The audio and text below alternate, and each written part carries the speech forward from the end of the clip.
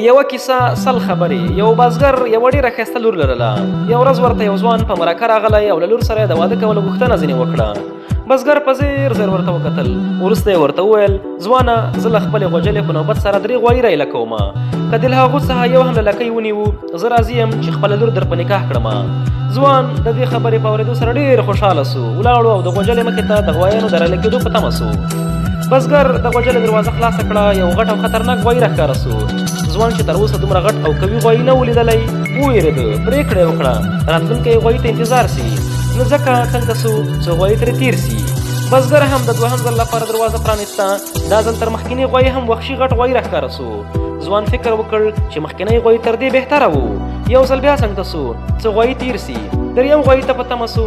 بزګر دریم ځل لپاره دروازه پرانیسته. ځوان مسکی سو. دا ځل یو ضعیف او ډنګر غوایي راووته. غوایي چې د ځوان خواته په حرکت سو، ځوان اماده ودرېده څو د هغه په رارسېدو سمدستي له لکۍ ونیسي.